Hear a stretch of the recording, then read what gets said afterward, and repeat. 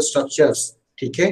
तो स्टील की केवल हमने बात की थी, तो स्टील में आप बोल सकते हो कि वही मेरा क्या है, प्लेन कार्बन स्टील है। मतलब केवल वहां पर हम जो भी अलॉइंग एलिमेंट ले रहे हैं वो केवल क्या ले रहे हैं, कार्बन ले रहे हैं, ठीक है। तो वहां पर हमने उसके डिफरेंट डिफरेंट माइक्रो स्ट्रक्चर देखे थे कि भाई यदि वो यूटेक्टॉइड पॉइंट से पीछे की तरफ होता है या कम होता है तो कैसा मिलता है, या यूटेक्टॉइड पॉइंट पर होता है तो कैसा मिलता है, ठीक है। आई थिंक मैं जो बोल रहा हूँ आपको समझ में आ रहा होगा कि भाई हमने आयरन कार्बन डायग्राम में डिफरेंट डिफरेंट माइक्रो स्ट्रक्चर्स देखे थे कि यदि हमारे पास हाइपर यूटेक्टॉइड स्टील होगा तो क्या, हाइपो यूटेक्टॉइड स्टील होगा तो किस तरह से माइक्रो स्ट्रक्चर चेंज होता है, या फिर यूटेक्टॉइड स्टील होगा तो उसमें हमको माइक्रो स्ट्रक्चर कैसे मिलता है या कैसा होता है, ठीक है। Before going to start the heat treatment, मेरा जो नेक्स्ट टॉपिक है that topic is heat treatment, ठीक है। ये बहुत ही इंपॉर्टेंट टॉपिक है, और यदि इन फ्यूचर स्टील इंडस्ट्री में काम करोगे, ठीक है, स्टील इंडस्ट्री जैसे आप लोगों ने सुना होगा, नेशनल स्टील का नाम सुना होगा, ठीक है, या रुचि स्टील का नाम सुना होगा, या उत्तम गलवा का नाम सुना होगा। हर स्टील जिस तरह का एडवर्टाइजमेंट भी आते हैं, टीएमटी और ये वो, ठीक है। तो उन सारी जो इंडस्ट्रीज में जो काम होता है, ठीक है, वो स्टील इंडस्ट्री से ही रिलेट करता है। या आपने steel authority of India limited सुना हो, सेल, जो कि भिलाई पावर प्लांट का नाम सुना हो। तो ये सारी जो इंडस्ट्री है वो स्टील से रिलेट करती है, ठीक है। और यहाँ पर जो हीट ट्रीटमेंट है बड़ा ही इंपॉर्टेंट रोल प्ले करता है, क्योंकि हमको जो भी मटेरियल मिला है, पहले हमने को पिग आयरन मिलता है, पिग आयरन से हम रोट आयरन, फिर रोट आयरन के बाद फिर हम उसको मॉडिफाई या लिक्विफाई करके फिर उसमें कार्बन का परसेंटेज चेंज करके फिर हमको जिस भी तरह का स्टील चाहिए होता है उसके अकॉर्डिंग कुछ अलाइंग एलिमेंट भी ऐड करके हमको उस तरह का, या तो रेलवे की बात करें तो रेलवे में एक पर्टिकुलर तरह का स्टील वो यूज करते हैं, ठीक है। तो जिंदल स्टील भी इसमें बहुत बड़ा अपने एक बहुत बड़ा ब्रांड है स्टील इंडस्ट्री में, ठीक है। टाटा स्टील भी है। तो बहुत सारी जो स्टील इंडस्ट्रीज है वो रिलेट करती है सीधा सीधा, जो मैंने पहले आयरन कार्बन डायग्राम की बात करी उससे, ठीक है। मतलब उसी से इनोवेशंस उसमें आए हैं नए नए, ठीक है। फिर मैं हीट ट्रीटमेंट की बात करता हूँ, तो जो स्टील ऑलरेडी आपके पास एग्जिस्टिंग है, या प्लेन कार्बन स्टील में बात करूं तो मतलब केवल आयरन कार्बन वहां पर अलॉइंग एलिमेंट है, ठीक है। तो उस कार्बन या के अलॉइंग एलिमेंट की यदि मैं बात कर रहा हूँ तो मैं बोल रहा हूँ कि आप या तो दो तरह से प्रॉपर्टी चेंज कर सकते हो। दो तरह से कैसे, कि भाई या तो आप क्या करो उसमें कुछ अलॉयज उसके ऐड करो, कि भाई आपने मान लो कुछ क्रोमियम ऐड किया, या निकेल ऐड किया, या मोलिब्डेनम ऐड किया, तो जो भी प्रॉपर्टी आपको डिजायर्ड है उसके अकॉर्डिंग आप उसमें क्या कर सकते हो, अलाइंग एलिमेंट ऐड कर सकते हो, ठीक है। एलिमेंट ऐड कर बाद उसकी प्रॉपर्टीज में जो भी हमको डिजायर्ड है, कि जैसे यदि मैं कोरोसिव प्रॉपर्टीज की बात करूं तो आप कोरोजन इंप्रूवमेंट यदि चाहते हैं, ठीक है, तो या स्टेनलेस स्टील आप जिस तरह का बनाते हैं तो उसमें मैक्सिमम अमाउंट जो कोरोजन रेजिस्टेंस को करता है, ठीक है, कोरोजन रेजिस्टिव मटेरियल है या एलिमेंट है, दैट इज क्रोमियम, ठीक है। तो इसी तरह की प्रॉपर्टीज को यदि आपको चेंज करना है या एनहांस करना है तो in that case you are going for the allowing element, ठीक है। या फिर आप ये कर सकते हैं कि उसको डिफरेंट डिफरेंट मटेरियल्स पर क्या करें, मतलब उस मटेरियल को डिफरेंट डिफरेंट टेम्परेचर पर हीट करें, और हीट करने के बाद या तो उसको स्लोली कूल करें या एकदम कूल कर दें, ठीक है। तो अकॉर्डिंग टू द क्विंचिंग, मतलब क्विंचिंग का मतलब सीधा सीधा हमने उसको क्या कर दिया, एक गर्म किया, फिर होल्ड किया और कूल कर दिया, ठीक है। तो उसी को हम यहाँ पर क्या बोलते हैं, हीट ट्रीटमेंट, ठीक है। मतलब या तो आपने देखा होगा कि कुछ मटेरियल यदि सॉफ्ट बनाने हैं अपने को तो हम उसको क्या करें, कि मान लो एक आयरन का ही एग्जांपल लें, कि हमने कोई एक आयरन का रॉड लिया या शीट ली या प्लेट ली, उस फिर आप क्या करते चले गए, गर्म करते चले गए, करते चले गए, करते चले गए, ठीक है। गर्म करते चले जाने के बाद फिर आपने उसको क्या किया कि धीरे धीरे धीरे धीरे आप उसको होल्ड किया एक पर्टिकुलर टेम्परेचर पर। मैंने मान लो कि आपने जो आयरन कार्बन डायग्राम पढ़ा है तो 723 डिग्री सेल्सियस जो था वो अपना पहला रीचिंग पॉइंट मिलता था, ठीक है। तो 23 डिग्री सेल्सियस से ऊपर लेकर गया और 723 डिग्री सेल्सियस से ऊपर लाने के बाद वहां पर उसको मैंने कुछ समय के लिए, कुछ टाइम के लिए होल्ड कर दिया, ठीक है। होल्ड कर दिया मतलब मान लो कि 1 आवर के लिए होल्ड कर दिया, या 50 मिनट के लिए होल्ड कर दिया, या 30 मिनट के लिए होल्ड कर दिया, डिपेंड्स, ठीक है। तो वो डिपेंड करता है कि मैं उसको कितनी देर के लिए होल्ड करता हूँ। फिर मैंने उसको क्या किया, धीरे धीरे कूल किया, ठंडा किया, ठीक है। अब यदि मैं धीरे धीरे कूल कर रहा हूं तो उसकी प्रॉपर्टीज कुछ और होगी। यदि मैं उसको सडनली एकदम उठाऊं और साथ मान लो कि 800 डिग्री सेल्सियस पर था, उस 800 डिग्री सेल्सियस के रॉड को या बार को, जो भी आप सैंपल ले रहे हो, उसको उठा के सडनली आपने वाटर में क्विंच कर दिया, ऑयल में क्विंच कर दिया, ठीक है। मतलब जो नॉर्मल टेम्परेचर, रूम टेम्परेचर पर तो ऑयल था या वाटर था, उसको उस टेम्परेचर पर लेकर उसको सडनली क्या कर दिया, कूल कर दिया। क्लियर है। तो जैसे ही सडनली आप उसको कूल करेंगे तो उसकी प्रॉपर्टीज या उसका जो मटेरियल फाइनल प्रोडक्ट जो मिलेगा, वो फाइनल प्रोडक्ट क्या धीरे धीरे कूल किया है, ठीक है। तो धीरे धीरे कूल करने पर उसकी प्रॉपर्टी, कूल करने पर अलग। तो by this variation we got different structure of the different materials। मतलब आप केवल, मैं यहाँ पर प्लेन कार्बन स्टील की ही बात करूंगा। It is also applicable for the aluminium and copper alloys, ठीक है। तो ये आप कर सकते हैं, लेकिन हम केवल यहाँ पर स्टील इंडस्ट्री की, मतलब प्लेन कार्बन स्टील की ही बात करेंगे, ठीक है। तो मैं हीट ट्रीटमेंट को इन ब्रीफ मैंने समझाया आपको कि सीधी सीधी मैं बात करूं तो हीट ट्रीटमेंट को आप ऐसा बोल सकते हो इन शॉर्ट कि आपने कोई भी करने के बाद आप जो भी प्रॉपर्टीज आपकी डिजायर, ठीक है, वो प्रॉपर्टीज में अभी आपको हीट ट्रीटमेंट की कुछ डिफरेंट प्रोसेसेस समझाऊंगा। तो उससे समझ में आएगा कि अच्छा मुझे इस तरह की प्रॉपर्टी चाहिए तो मुझे कौन सा प्रोसेस अडॉप्ट करना पड़ेगा, ठीक है। हीटिंग करने के बाद आपने उसको एक पर्टिकुलर टेम्परेचर पर कुछ समय के लिए क्या किया, होल्ड किया, ठीक है। तो हीटिंग, होल्डिंग, और फिर हम उसको क्या करते हैं, धीरे धीरे या सडनली, दैट इज कूलिंग, ठीक है। तो बाय दिस 3 स्टेप्स पूरा का पूरा हीट ट्रीटमेंट को समझने वाले हैं आगे, ठीक है। तो हीटिंग, होल्डिंग एंड कूलिंग, समझ में आई बात। तो हीटिंग करना और कूलिंग, ये 3 स्टेप में भी हम काम करते हैं, तो उसको ही क्या बोलते हैं, हीट ट्रीटमेंट। हीट ट्रीटमेंट की वजह से क्या होता है, आपको जो भी अलग अलग प्रॉपर्टीज या मैकेनिकल प्रॉपर्टीज जो भी आपको चाहिए, आप उसके अकॉर्डिंग हीटिंग, होल्डिंग और कूलिंग करते हैं। यदि मुझे हार्डेस्ट मटेरियल चाहिए, हार्ड मटेरियल चाहिए, तो मैं सडनली क्विंच करूंगा, मतलब सडनली कूल कर दूंगा, ठीक है। और यदि मुझे सॉफ्ट मटेरियल चाहिए तो मैं उसको क्या करूंगा, धीरे धीरे कूल करूंगा। आपने ये ऑब्जर्व भी किया होगा, यदि आपने ऐसा किया हो कि आपने कोई मटेरियल लिया और उसको बहुत गर्म कर दिया, एकदम लाल, ठीक है, और उसको सडनली हार्डनेस कुछ अलग मिलेगी। लेकिन यदि आपने उसको एयर कूल कर दिया, मतलब धीरे धीरे कूल किया, यदि तो धीरे धीरे कूल करने पर आपको जो उसकी प्रॉपर्टीज मिलेगी, वो प्रॉपर्टीज बिल्कुल ही डिफरेंट होगी जब आप उसको सडनली लेते हैं उससे, ठीक है। अब यहाँ पर हीट ट्रीटमेंट को समझने से पहले आप इसका एक छोटा सा बेसिक ये समझ लो कि हीट ट्रीटमेंट का मतलब क्या, और हम यहाँ पर कितने टाइप के हीट ट्रीटमेंट पढ़ने वाले हैं, ठीक है। और जितना भी मैं हीट ट्रीटमेंट करूंगा, it is applicable only for the plane carbon steel, ठीक है। तो मैं जो भी हीट ट्रीटमेंट प्रोसेसेस करूंगा, किसके लिए करूंगा, प्लेन कार्बन स्टील के, नॉट फॉर दी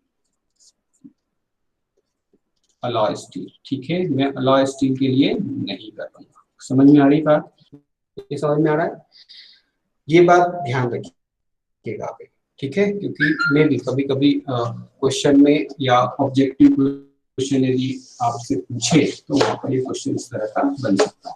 आगे बात करें हम, तो हम हीट ट्रीटमेंट में क्या क्या पढ़ने वाले हैं। तो first we move towards the annealing, ठीक है। अच्छा, तो एनिलिंग एक हीट ट्रीटमेंट होता है फिर दूसरा हीट ट्रीटमेंट होता है नॉर्मलाइजिंग, ठीक है। अच्छा, हीट नॉर्मलाइजिंग, तो नॉर्मलाइजिंग की यदि मैं बात करूं और एनिलिंग की बात करूं तो इसमें की बड़ा डिफरेंस होता है कि आप इसको पहले हीट किया, फिर होल्ड किया और कूल कर दिया। तो एनिलिंग की बात करूं तो आप इसको क्या करते हो, फर्नेस कूल करते हो। फर्नेस कूल मतलब आपने सैंपल को गर्म किया, मान लो सैंपल को गर्म किया 900 डिग्री सेल्सियस तक, ठीक है। 900 डिग्री सेल्सियस पर लेकर गए और उसके बाद थोड़ी देर उसको वहां पर रखा, और रखने के बाद थोड़ी देर मतलब 30 मिनट टू 60 मिनट के लिए हम उसको होल्ड करके रखते हैं। अब वो क्यों करते हैं वो हम आगे डिस्कस करेंगे। फिर उसके बाद उसको उसी फर्नेस को स्विच ऑफ कर दिया, तो स्विच ऑफ कर दिया तो फर्नेस क्या हुआ, एकदम तो कूल होने से रहा, धीरे धीरे धीरे धीरे धीरे कूल होगा। तो फर्नेस कूल करते हैं तो उस प्रोसेस को हम एनिलिंग बोलते हैं, ठीक है।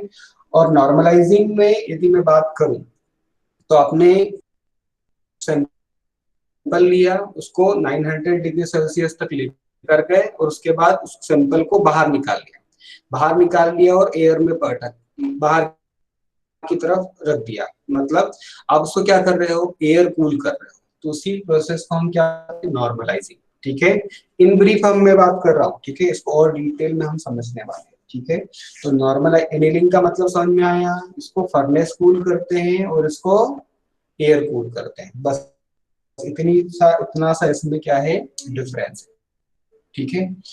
तो थर्ड थिंग इज, तो ये मेरा फर्स्ट हो गया, second heat treatment. Third heat treatment की तो मैं बात करूं तो third heat treatment is hardening, ठीक है। अच्छा, ये जो है मेरा जो है कार्बन स्टील के लिए जनरली यूज करता हूँ इसको, ठीक है। सॉरी, मीडियम कार्बन स्टील के लिए, तो मीडियम कार्बन स्टील के लिए मैं इसको जनरली यूज करता हूँ। और यदि मैं हार्डनिंग, तो hardening is going to be use for the high carbon steel के लिए मैं जनरली यूज करता हूँ। हार्डनिंग में आप क्या कर रहे हो कि उसको सडनली क्वेंच कर दिया आपने, ठीक है। या फिर हार्डनिंग में हम दूसरी प्रोसेसेस भी देखेंगे, तो हार्डनिंग में आप उसको सडनली क्वेंच कर दो, या तो ऑयल में या साल्ट बाथ में या किसी और भी मीडियम में, उसको क्या करते हो, सडनली क्वेंच करते हो, तो उसको हम क्या बोलते हैं, उसको हम बोलते हैं हार्डनिंग, ठीक है। Now we the fourth process is called surface hardening. अब सरफेस हार्डनिंग की यदि मैं बात करूं तो सरफेस हार्डनिंग में there are many types of hardening processes. The first process is carburising, मतलब हम उसकी सरफेस पर क्या करते हैं, कार्बन कार्बन के जो एलिमेंट्स हैं उसमें ऐड कर दें, ठीक है। तो कार्बोराइजिंग प्रोसेस बोलते हैं उसको। अब कैसे करते हैं वो हम आगे समझेंगे, कितने टाइप की होती है बस ये केवल इन ब्रीफ समझ लो।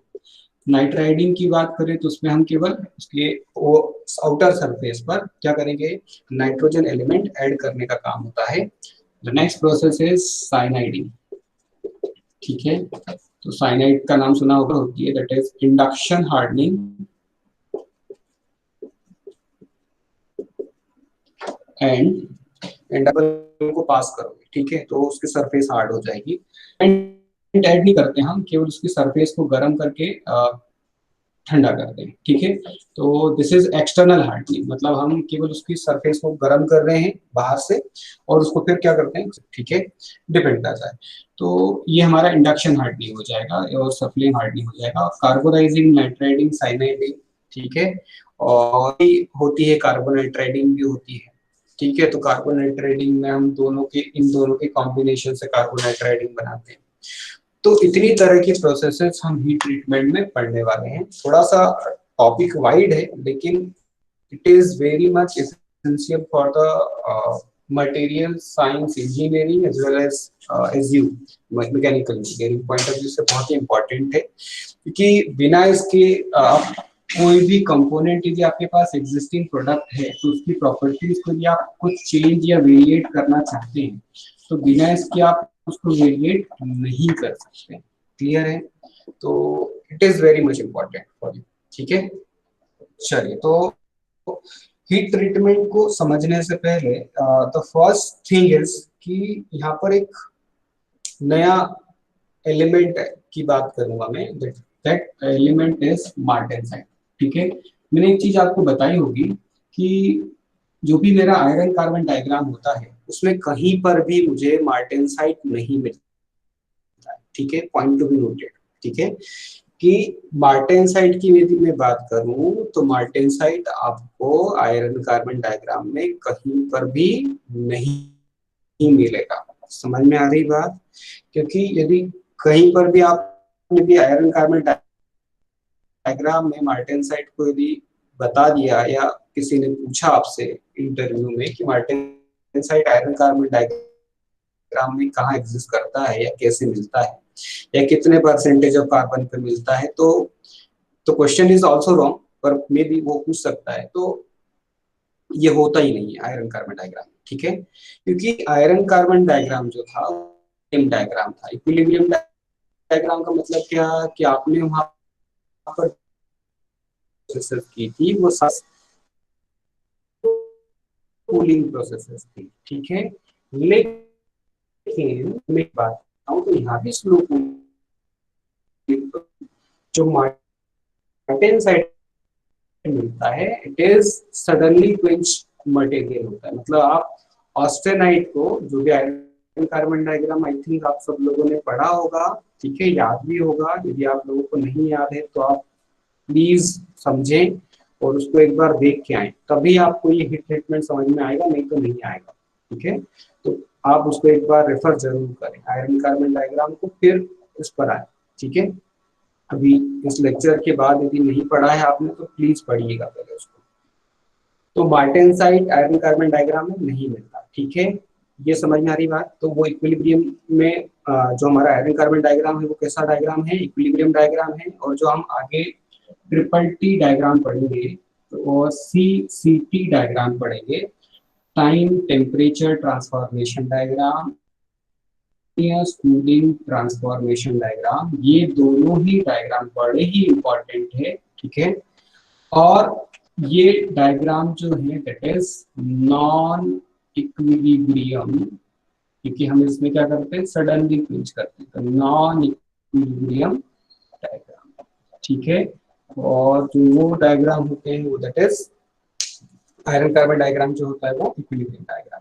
ठीक है, चलिए अब हम बात करते हैं हमारे मार्टेनसाइट की, मार्टेनसाइट होता क्या है और किस तरह से फॉर्म होता है, पहले उसकी बात करें। ठीक है, तो इसमें मैं मार्टेनसाइट को इसलिए इतना डिटेल में समझा रहा हूँ कि it is very much essential component और essential material for each and every engineering. मतलब structural engineering point of view से भी उतना ही इंपॉर्टेंट है और मटेरियल साइंस मटेरियल साइंस या material engineering point of view से भी उतना ही इंपॉर्टेंट है। ठीक है, चलिए तो मार्टेनसाइट की बात करें तो सबसे पहले आप इसमें पॉइंट लिखिए, that is formation. First point upon discuss कर रहे हैं, तो फॉर्मेशन ऑफ, कैसे फॉर्म होता है ये समझ लो पहले, ऑफ मार्टेनसाइट। मार्टेनसाइट बाय, सीधा क्या कर रहे हो, कोई भी सैंपल लिया और सैंपल को सीधा आपने या तो वाटर में या ऑयल में, ठीक है, या किसी भी दूसरे मीडियम में किया, ठीक है, तो उसको ही हम क्या बोल रहे हैं, क्वेंचिंग बोल रहे हैं। ठीक है, तो यदि मैंने सैंपल लिया किसी प्लेन कार्बन स्टील का, ठीक है, वो ऑस्टेनेटिक रीजन में हो, जब भी मैं ऑस्टेनेटिक रीजन बोल रहा हूँ मतलब 720 यूटेक्टॉइड पॉइंट था मेरा आयरन कार्बन डायग्राम में, यूटेक्टॉइड पॉइंट से ऊपर की बात कर रहा हूँ। ठीक है, तो 723 डिग्री सेल्सियस से ऊपर की बात कर रहा हूँ, एक चीज। और एस्ट्रेन वो जो रीजन था, कौन सा रीजन, गामा रीजन। ठीक है, इस गामा रीजन को, गामा को ही हम क्या बोलते हैं, ऑस्टेनाइड बोलते हैं, हाँ या नहीं?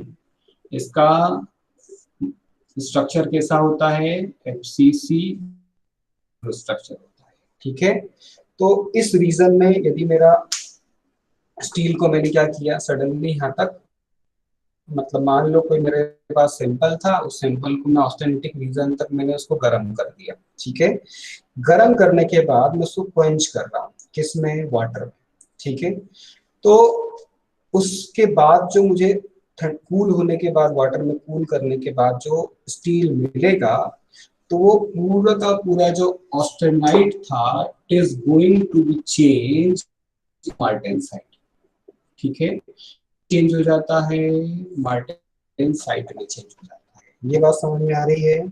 मार्टेनसाइट जो है वो सबसे हार्डेस्ट मटेरियल होता है। यदि मैं बोलूं, हार्डेस्ट तो नहीं बोल सकते हैं, लेकिन जो भी मैं स्टील, जितने भी स्टील्स की बात करूंगा उन सारे स्टील्स में हार्डेस्ट स्टील, ठीक है। अब से बात करेंगे तो फिर और बहुत कुछ है, लेकिन अपन उसमें नहीं जा रहे हैं। बस ये समझो कि ये मेरे लिए हार्डेस्ट स्टील है, ठीक है। अच्छा, इसका जो स्ट्रक्चर है, ठीक है, तो स्ट्रक्चर कैसा मिलेगा? तो that structure is body, BCC भी होता है एंड बीसीटी भी होता है। तो बीसीसी स्ट्रक्चर होता है, देखो सीधा ही मैंने ऑस्टेनाइट रीजन में था, सडनली क्वेंच किया, तो सडनली क्वेंच करने पर क्या मिला? क्वेंच इन वाटर, ठीक है।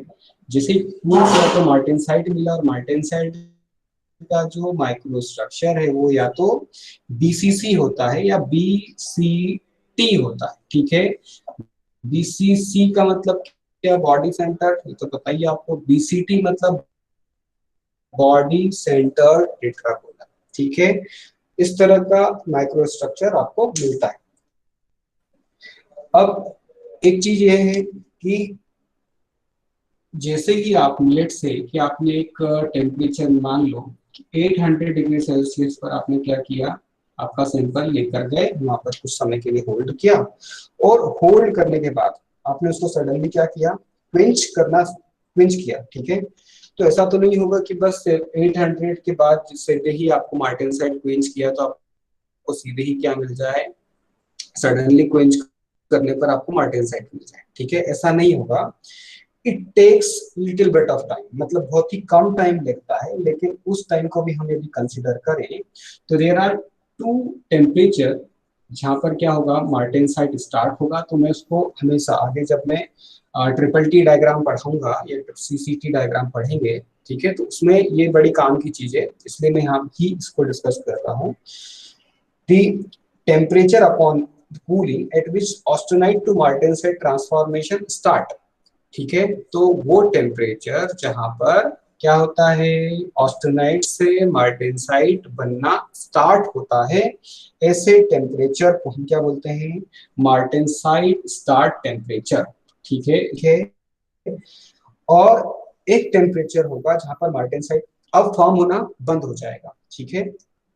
तो वो टेम्परेचर क्या बोलोगे? तो the temperature at which the transition of austenite to martensite is going to be finished, मतलब वहां पर उसके बाद बनना बंद हो गया, ठीक है। तो transformation finishes is called martensite finish, और इसको मैं डिनोट करूंगा एमएफ से।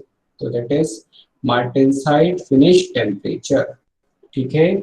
एम एस क्या है? Martensite start temperature. M F क्या है? मार्टेनसाइट फिनिश टेम्परेचर, ठीक है। क्लियर है? अब हम इसी में यदि एक नेक्स्ट टॉपिक की बात करें, मतलब इसी में आगे बढ़े, मार्टेनसाइट में आज मैं केवल मार्टेनसाइट की ही बात करूंगा पूरे लेक्चर, ठीक है। तो मार्टेनसाइट के माइक्रो स्ट्रक्चर की बात करें तो जैसे मैंने अभी आपको बताया कि इसका माइक्रो स्ट्रक्चर कैसा होता है? BCC as well as BCT, ठीक है। इन दोनों का कॉम्बिनेशन होता है। मतलब जो बीसीसी होता है, तो जो उसमें यदि मैं बॉडी सेंटर टेट्रागोनल की बात करूं तो आप लोगों ने ये देखा भी होगा, समझा भी होगा इसको, कि ये मेरा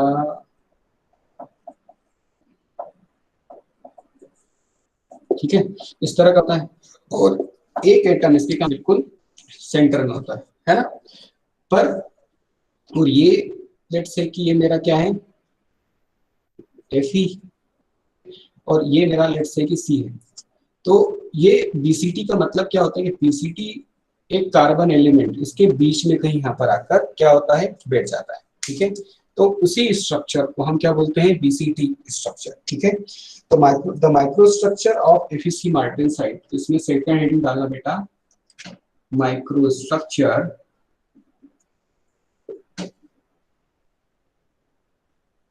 कार्बन, एफीसी लिख रहा हूं मतलब प्लेन कार्बन मार्टेनसाइट, ठीक है। तो कैसे होता है? तो ये इसमें तो डिपेंड करता ही है कि बीसीसी भी होता है और बीसीटी भी होता है, बट इट इज कार्बन का परसेंटेज यदि स्टील का है तो वो कैसा ऑब्जर्व होगा या कैसा दिखाई देगा। ठीक है, हम कि भाई यदि माइक्रो स्ट्रक्चर की हम बात कर ही रहे हैं तो हमने क्या बोला कि इसको सडनली क्विंच किया, मतलब आपने उसका डिफ्यूजन के लिए जो टाइम इसको मिलना चाहिए, डिफ्यूजन का मतलब हम समझ चुके हैं क्या होता है प्रीवियस लेक्चर्स में। तो उसको डिफ्यूजन के लिए जो टाइम है वो टाइम आप यहाँ पर उसको मिलता ही नहीं, मतलब जो अच्छा स्क्रीन ब्लर हो रही है बेटा अभी भी।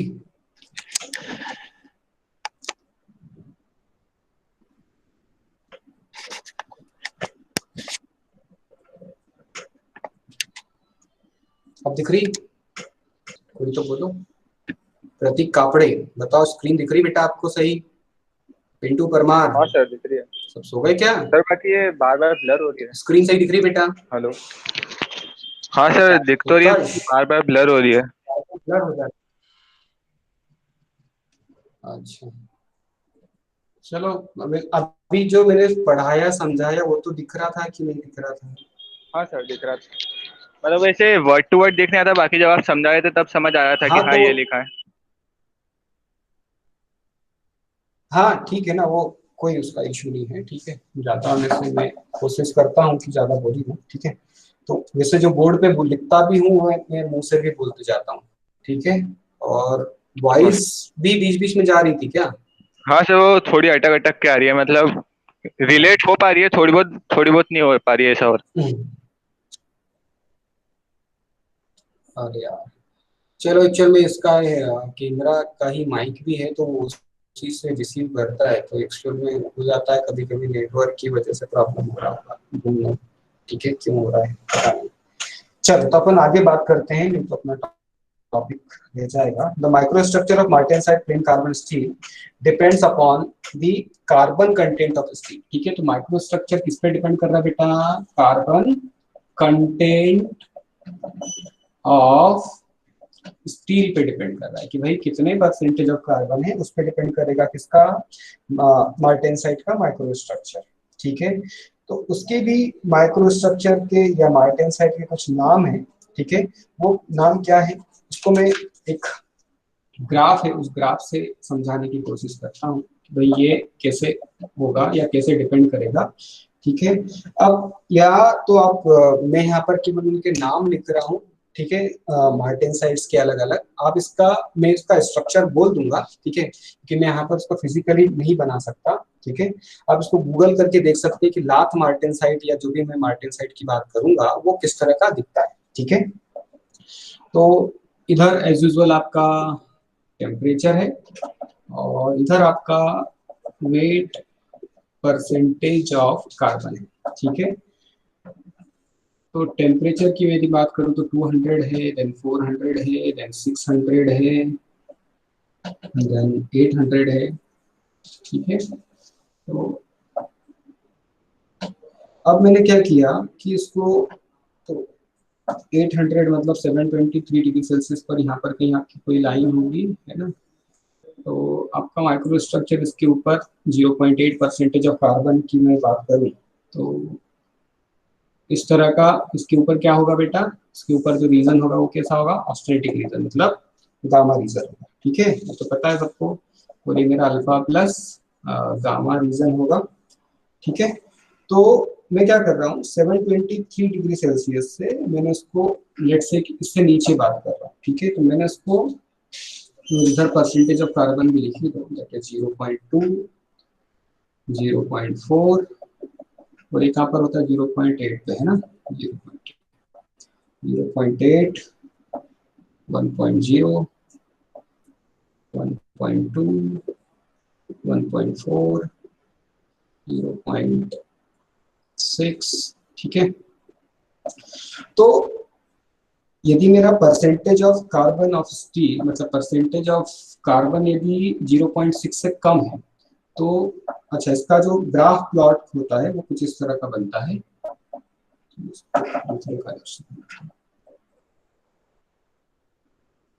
ठीक है, मतलब इस तरह का आपको ग्राफ मिलता है ना? अब समझो, तो यदि 0.6% कार्बन से कम है तो दैट मार्टेनसाइट इज कॉल्ड लाथ, LATH, लाथ मार्टेनसाइट। ठीक है, और 0.6 से लेकर 1.0 तक, तो इट इज बिकम्स मिक्स्ड। ठीक है, तो और इसके बाद का जो मार्टेनसाइट होता है that is called plain martensite. ठीक है, तो यहाँ से भी एक ऑब्जेक्टिव आपका बन सकता है कि भाई जी ब्लाथ मार्टेनसाइट कहाँ से कहाँ तक मिलता है, 0 से लेके 0.6 तक, उसके बाद 0.6 से 1.0 तक आपको मिक्स्ड होता है। मतलब मिक्स्ड मतलब क्या, लाथ और प्लेन का मार्टेनसाइट का मिक्सचर होता है। और उसके बाद 1.0 के बाद जो आपको मार्टेनसाइट मिलेगा, तो वो मार्टेनसाइट कैसा होगा आपका, प्लेट मार्टेनसाइट। ठीक है, अच्छा इसका रीजन ये है कि यदि मैं लाथ मार्टेनसाइट की बात करूं तो उसका जो होल माइक्रो स्ट्रक्चर भी आप देखेंगे तो वो कुछ उसकी डिसलोकेशन टेंगल्स के फॉर्म में होते हैं। ठीक है, मतलब आप ऐसा बोल सकते हो कि यदि माइक्रो स्ट्रक्चर एक इस तरह का प्लेट में है तो इसका इसका इस तरह से मिलेगा आपको। ठीक है ना, लाइंस के फॉर्म में मिलता है। ठीक है, मे भी हो सकता है ग्रीन बाउंड्री ऐसा जा रहा हो ऐसा जा रहा हो, तो ये इस तरह का फॉर्मेशन आपको मिलता है। इसका माइक्रो स्ट्रक्चर आप गूगल करके देख सकते हैं। ठीक है, तो ये लाथ मार्टेनसाइट है। और यदि प्लेट्स मार्टेनसाइट की मैं बात करता हूँ तो it's look like plate martensite, sorry plain लिख दिया मैंने, प्लेट है ना, प्लेट मार्टेनसाइट।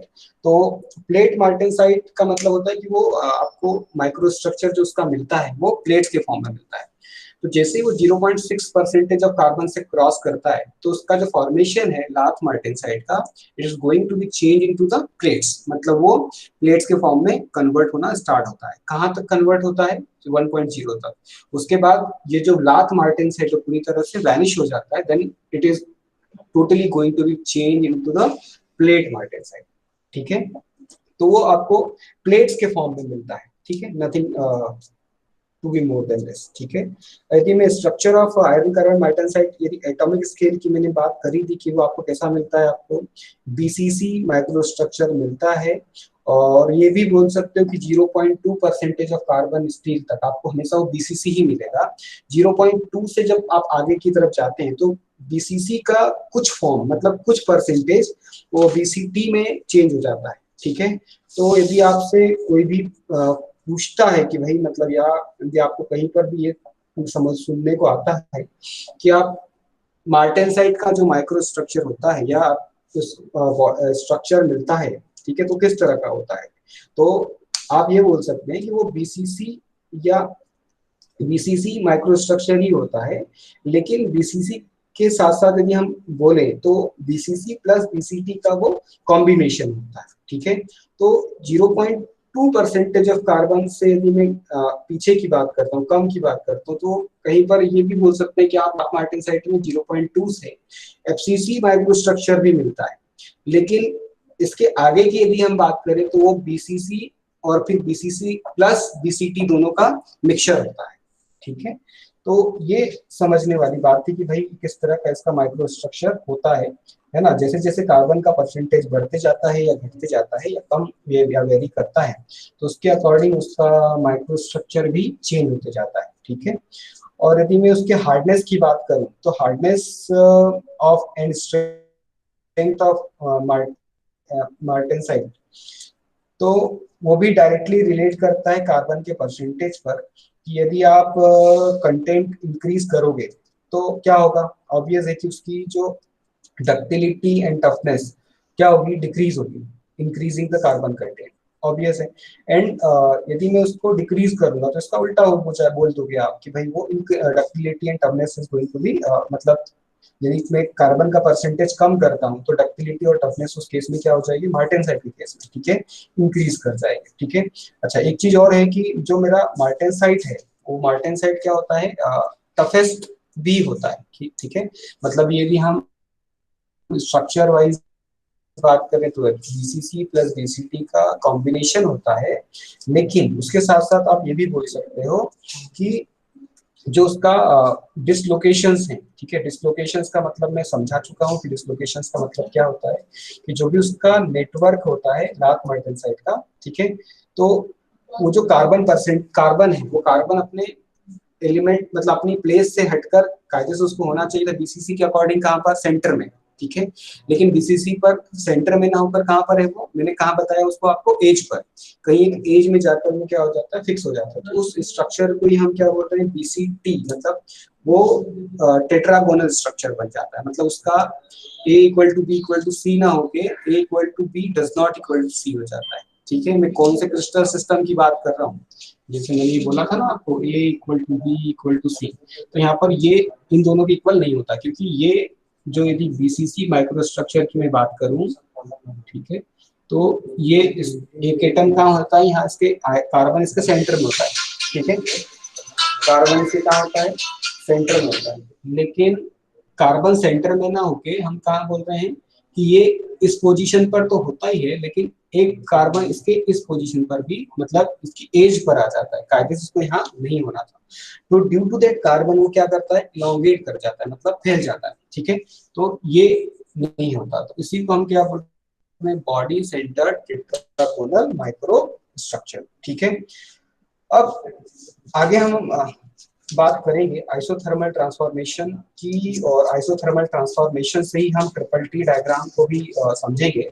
तो जो कल का मेरा लेक्चर होगा, this lecture is very much important for you, कि भाई आपको यदि यहाँ पर ट्रिपल टी डायग्राम समझ में नहीं आया ना, तो आई थिंक ये समझ लेना कि आपको कभी भी समझ में नहीं आएगा वो, ठीक है। तो प्लीज